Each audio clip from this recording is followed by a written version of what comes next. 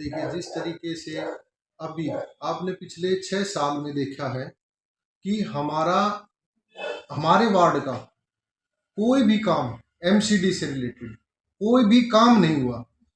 चाहे वो सफाई से लेकर, नाली सफाई से लेकर न कूड़ा उठाने तक, कुछ भी ले लीजिए, कुछ भी कोई कार्य नहीं हुआ। उसका कारण क्या है कि जो भी आदमी आता है वो सिर्फ और सिर्फ एक राजनीति में आता तो है जनता की सेवा के लिए, लेकिन फिर जनता की सेवा ना करके वो अपनी सेवा करवाते। जितने भी हमारे निगम पार्षद बीजेपी से जीतते हैं, ये एक मुद्दा बनाया गया था कि हम पुराने जो भी विधायक ये निगम पार्षद रहे हैं उनको टिकट नहीं देंगे, नए को देंगे।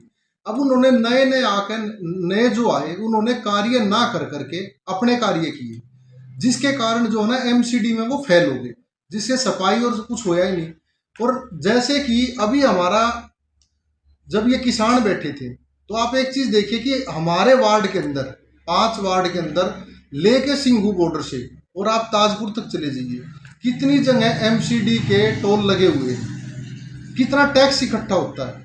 और क्या हमारे जो भी प्रतिनिधि थे, जो भी वहां पर गए, तो क्या उनका हक नहीं बनता था कि हमारे लिए लड़े और ये बोले कि हमारे पूरे रोड तोड़ दिए गए हैं? क्या दिल्ली गवर्नमेंट की जिम्मेवारी है? एमसीडी की कोई जिम्मेवारी नहीं।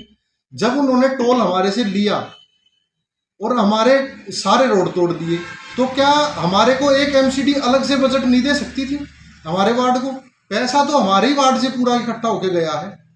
अगर जो हम भी उस टाइम पर रोक देते तो कैसे ट्रैफिक चलता? इस वजह रही सर वो तो वही बता सकते हैं कि उन्होंने क्यों नहीं उठाया।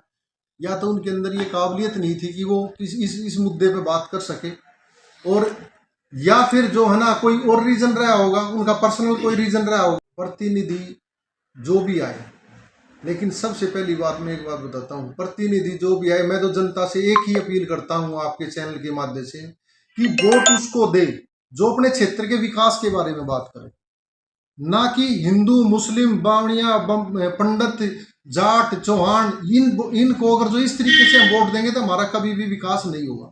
हमें हमेशा अपने क्षेत्र के विकास के लिए काम करना है। हमारा मुद्दा होना चाहिए विकास का, हम क्या कर सकते हैं।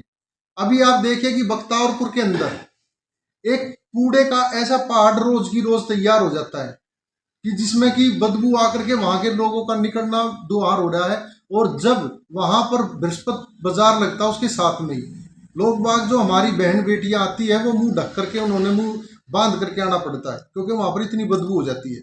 अभी आप दूसरा देखिए कि गर्ल्स स्कूल है बख्तावरपुर के अंदर, उसके अंदर कितनी सुंदर दिल्ली गवर्नमेंट ने बिल्डिंग बनाई है, लेकिन उसके बिल्कुल बाहर एक कूड़े का ऐसा ढेर बना हुआ है कि वो कभी खत्म ही नहीं हो रहा। हमने उसके पीछे कई बार हमने मुद्दा उठाया भी, लेकिन उसको खत्म किया ही नहीं जा रहा।